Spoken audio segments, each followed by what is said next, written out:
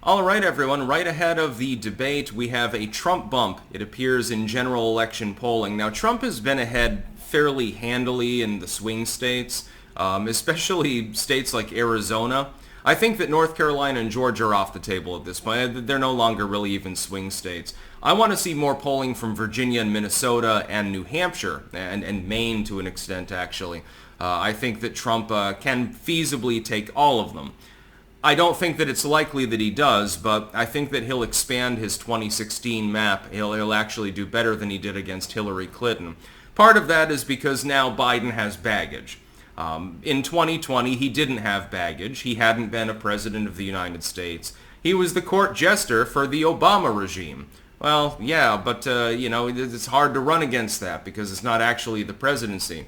What we see right now, though, is an increase in Donald Trump's polling.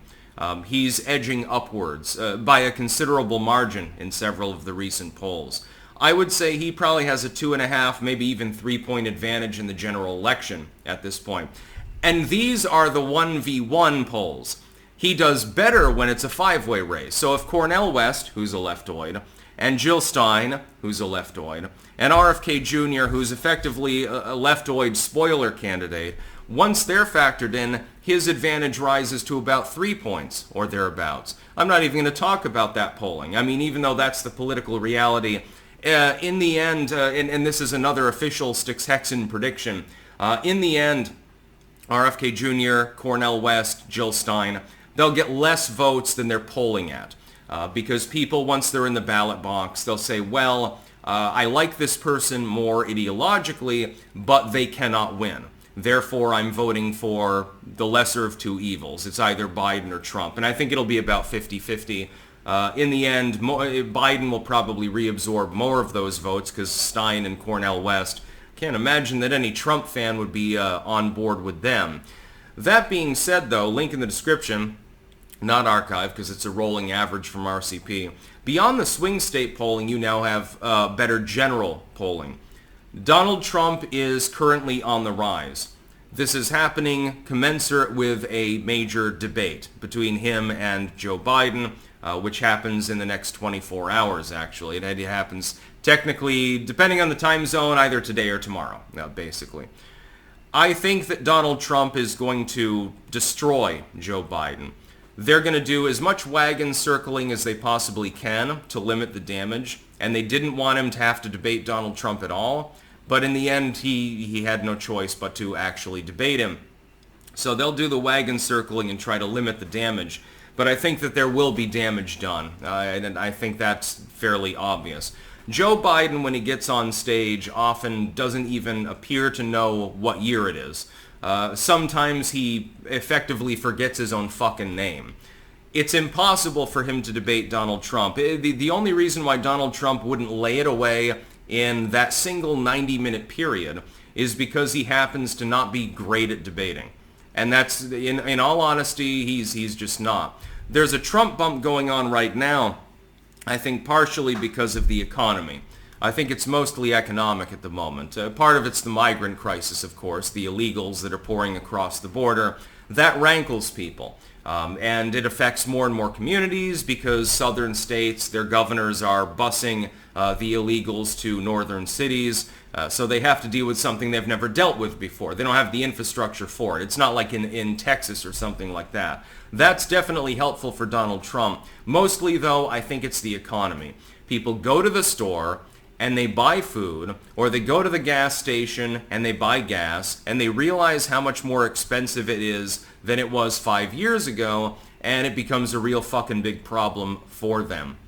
I think ultimately it's the economy, stupid, is still basically the proper moniker for the current election. If anything, the fact that the economy sucks, I lament. I don't want the economy to suck. I don't want anyone to suffer. But it will be helpful in re-electing Donald Trump, I think, getting rid of Joe Biden and his shitty economics, his Bidenomics, and then we can finally restore some semblance of order in the country. Just remember, though, it'll take multiple years to do that, and people are very, very impatient. So Donald Trump is going to get shit, even from some of his core fans, because he didn't wave a magic wand on day one. The Trump bump, though, is real. We've seen the polling go up and down, generally speaking. Right now, it is definitely going up. And this is aggregated polling. A lot of people will tell me, well, Sticks, you trust the polls. You're a loser, basically. You have no clue what you're talking about. Yeah, 2016 never existed, by the way, dude. No, the polling does matter, as long as you aggregate it. Singular polls, ignore them. They mean absolutely nothing. But when in the aggregate, Donald Trump is at least tied and appears to be rising fairly steadily, actually, at a fairly quick pace against Joe Biden, I would say that that's fairly meaningful, actually.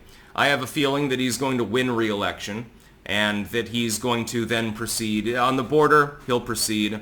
They can't really stop him because he had a federal court decision back in 2019 or something like that. They can't stop him there. He does not have to greenlight wars, so you can throttle back the world policing, the interventionism. And then you can also extend the tax cuts that Trump passed in the first place because the Republicans don't dare to stand against him on that issue. If that's all that he accomplishes as president in term 2, tax relief, border control, and not starting a goddamn war, well, yeah, I'm perfectly satisfied with that. At the very least, that's a 4 out of 10 presidency right there, even if you don't do anything else. And of course, there'll be mean tweets and all sorts of other stuff going on. By the way, his deal with Truth Social prevents him from making tweets. He can't use X at the moment. If he's the president of the United States, though, he's completely shielded and can do whatever the fuck he wants. So he'll be back on Twitter. And he will definitely shame and humiliate many people, I'm sure. Chuck Schumer, he's going to have to lock down his account or something like that. It's going to be a fucking freak show. That's about all.